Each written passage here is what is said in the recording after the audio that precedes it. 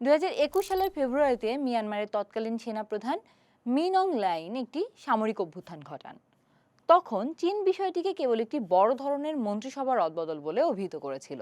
চলতি বছরের জুনে মিন অং হ্লাইং মিয়ানমারের প্রেসিডেন্ট হিসেবে বেইজিংয়ে তার প্রথম সফরে চীনের নেতা শি জিনপিং এর সাথে দেখা করেন। এই সাক্ষাতের ব্যাপারে কোনো লুকোছাপা বা অজুহাতের প্রয়োজন ছিল না, কারণ এটি ছিল মিয়ানমারের সাম্প্রতিক নির্বাচনের প্রতি চীনের সরাসরি সমর্থন।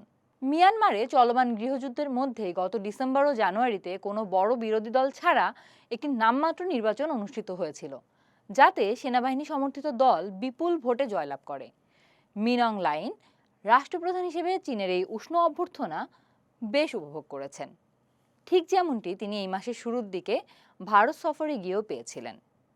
ব্রিটিশ সাময়িকী দ্য ইকোনমিস্টের প্রতিবেদনে বলা হয়, এই নামমাত্র নির্বাচন আন্তর্জাতিকভাবে একঘরে হয়ে থাকা মিয়ানমারের সামরিক সরকার ও তাদের নেতার উপর থেকে সমস্ত নিষেধাজ্ঞা বা বিচ্ছিন্নতা পুরোপুরি দূর করতে পারেনি। তবে আন্তর্জাতিক মহলে নিজের গ্রহণযোগ্যতা বাড়াতে মিন অং হ্লাইং বেশ সফল হচ্ছেন।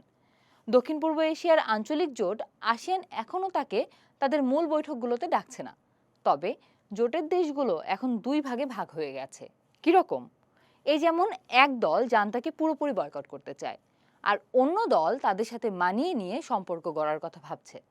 অন্যদিকে যে যুক্তরাষ্ট্র একসময় জান্তাকে আন্তর্জাতিকভাবে একঘরে করে দেওয়ার চেষ্টা করেছিল, তারা এখন মিয়ানমার নিয়ে এক ধরনের উদাসীনতা দেখাচ্ছে। 1 বছর আগে মার্কিন প্রেসিডেন্ট ডোনাল্ড ট্রাম্পের পাঠানো একটি চিঠি জান্তা সরকারকে বেশ খুশি করেছিল। ওই চিঠিতে মিয়ানমারের পণ্যের ওপর 40% শুল্ক বসানোর হুমকি দেওয়া হলেও সেখানে জান্তা প্রধানের নাম সরাসরি উল্লেখ করা হয়েছিল। এটিকে মিয়ানমার একটা পরোক্ষ স্বীকৃতি হিসেবে ধরে নেয়। এরপর থেকে মার্কিন সরকার গোপনে জান্তা প্রধানের কয়েকজন ঘনিষ্ঠ সহযোগীর ওপর থেকে নিষেধাজ্ঞাও তুলে নিয়েছে।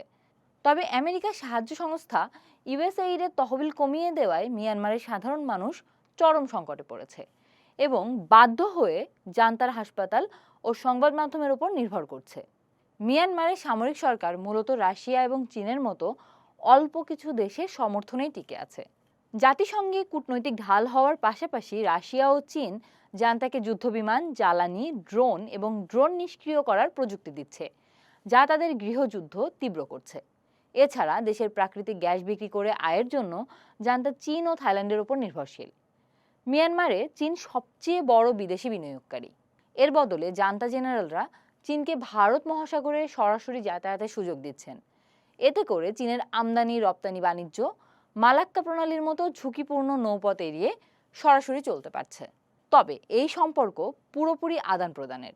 গত 1 বছরে চীন মিয়ানমারের সীমান্তের শক্তিশালী বিদ্রোহী গোষ্ঠীগুলোর ওপর চাপ সৃষ্টি করে জান্তাকে সাহায্য করেছে, যার ফলে বেশ কয়েকটি বিদ্রোহী দল যুদ্ধবিরতি করে তাদের এলাকা সেনাবাহিনীর হাতে ছেড়ে দিয়েছে।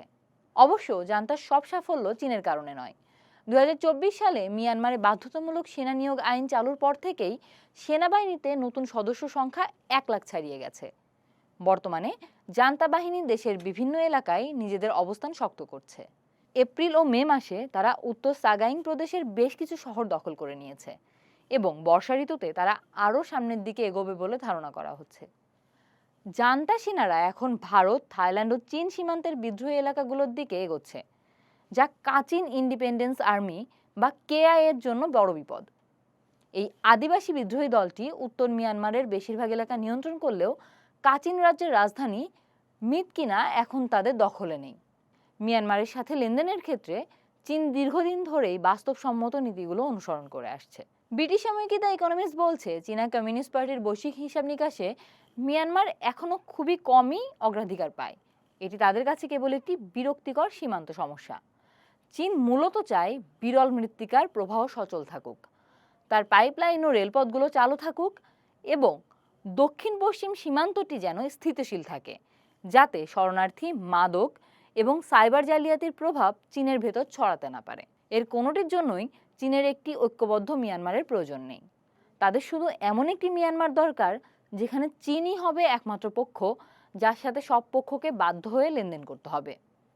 মিয়ানমারে চীনের এই প্রভাব শুধু ব্যবসা বাণিজ্য বা সামরিক সাহায্যের মধ্যে সীমাবদ্ধ নেই। দেশটি মাটির নিচ থেকে কী ধরনের খনিজ সম্পদ তুলবে তা নিয়ন্ত্রণ করার পাশাপাশি বিশ্বজুড়ে মিয়ানমারকে নিয়ে কি আলোচনা বা সমালোচনা হবে তাও এখন চীন নিয়ন্ত্রণ করতে চাইছে। মিয়ানমারের ওপর চীনের এই নিয়ন্ত্রণ যত শক্তিশালী হচ্ছে, এই দুই দেশের ভেতরে জটিল রাজনীতি ও শাসন ব্যবস্থাকে স্পষ্টভাবে বোঝা আন্তর্জাতিক মহলের জন্য ততটাই কঠিন হয়ে পড়ছে।